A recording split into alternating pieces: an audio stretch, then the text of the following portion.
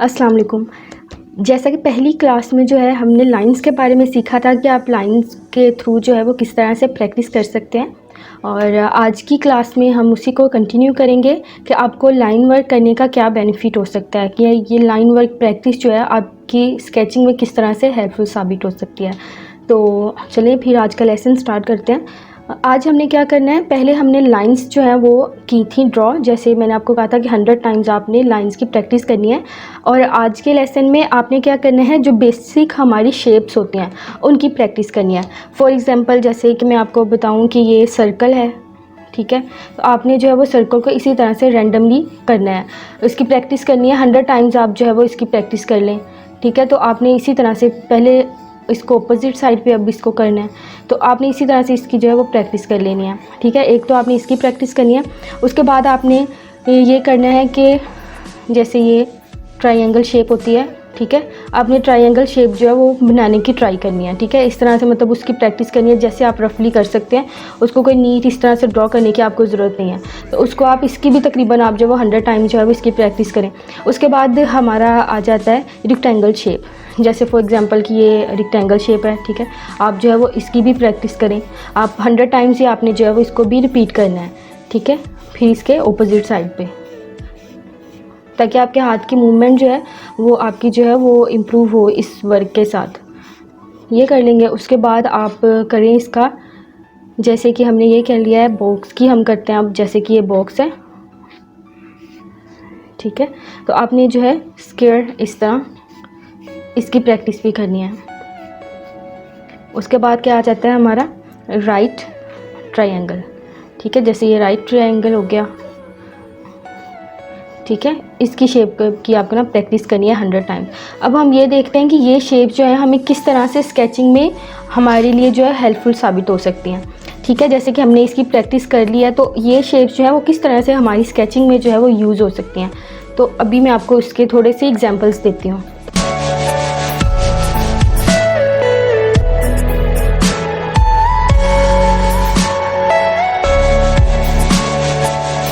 जैसे for example कि हमने अभी किया था, जैसे ये हमने सर्कल की प्रैक्टिस की थी, ठीक है, तो हमने क्या करना है, सर्कल को ये देखें, जैसे हमने सिंपल जो है वो इसको सर्कल को ड्रॉ कर लिया है, ठीक है।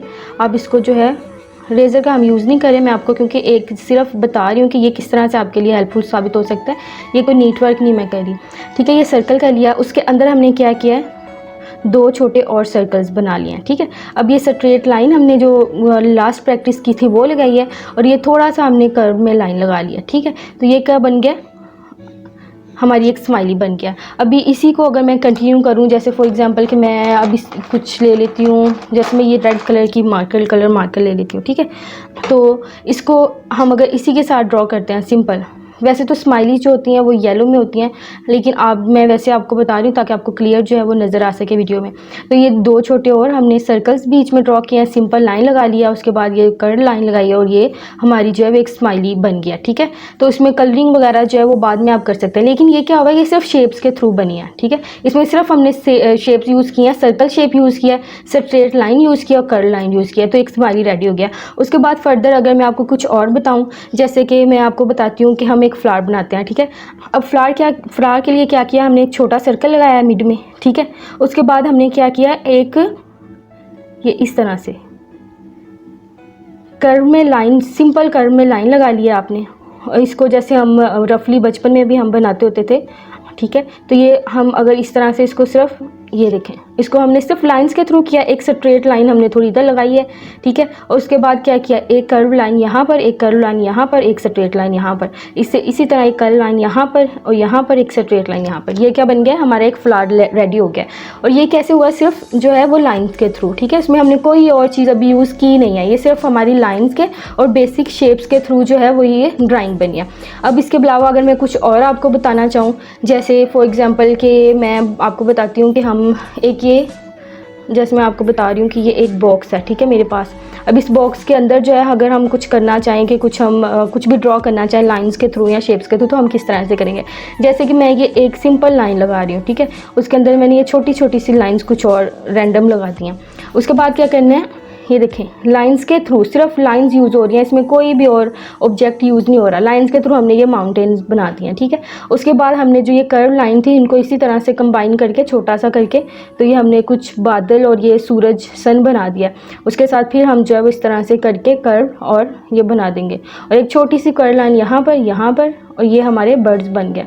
तो ये सिर्फ देखें कि लाइंस के थ्रू जो है वो आपकी एक रफ़ जो है वो स्केच रेडी हो जाता है। उसके अंदर फर्दर आपने कैसे उसको इम्प्रूव करना है ये आप पे डिपेंड करता है। अगर मैं कुछ और एग्जांपल्स आपको दूं तो जैसे कि मैं आपको एक एग्जांपल देती हूँ कि बेसिक जब हम स्टार्ट करते हैं फिगर ड्राइंग या जो मतलब कार्टून्स में ज़्यादातर यूज़ होती है, देखें हमने एक सर्कल लगाया, मिड में छोटे 2 सर्कल्स और एक स्ट्रेट लाइन और एक छोटा सर्कल लाइन लगाई है, फिर लाइन लगाई है, ठीक है।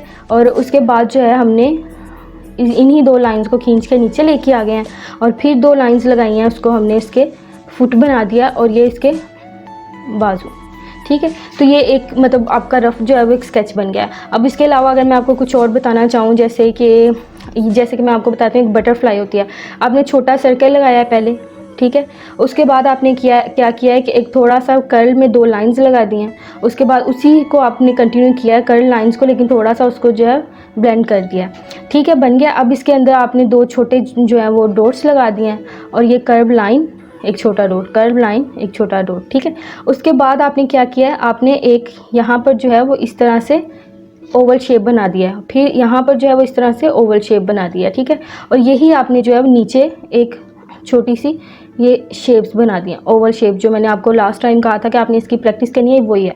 उसके अंदर आपने क्या किया, एक सर्कल बना दिया है, फिर से इसके अंदर भी एक सर्कल बना दिया है, इसके अंदर भी एक सर्कल बना दिया है, इसके अंदर भी एक सर्कल बना दिया, बन गया। उसके बाद आपने क्या करना है, इसकी सिर्फ सिंपल वही जो आपने बनाई हुई है उसकी आउटलाइन करना है, ठीक है।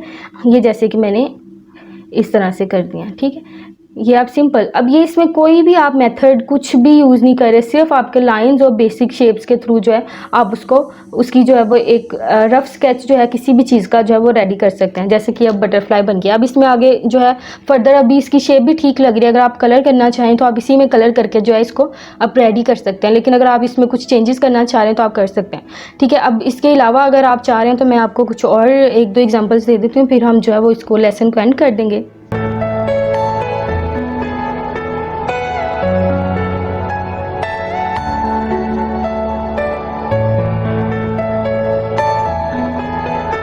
जैसे कि ये हमने एक लाइन लगा दी है, ठीक है। उसके बाद क्या किया है, हमने एक स्ट्रेट लाइन लगा दी है, ठीक है। फिर इसको हमने डबल कर दिया इसी लाइन को, और कुछ नहीं किया। इस दूसरी लाइन को भी जो हमने लगाई थी पहले 2 लाइंस, उसको भी हम डबल कर देते हैं, ठीक है। उसके ऊपर जो है छोटी सी आप 2 लाइंस और लगाएं, उसके मिड में एक लाइन लगाई है और ये कुछ इस तरह से शेप बन गया। अब इसी को जो है अगर आप नीचे ले आएँ, दूसरी साइड से भी स्ट्रेट लाइंस लगाएं सामने ऐसे, और उसके बाद एक आपने फिर से लाइंस ही लगानी है।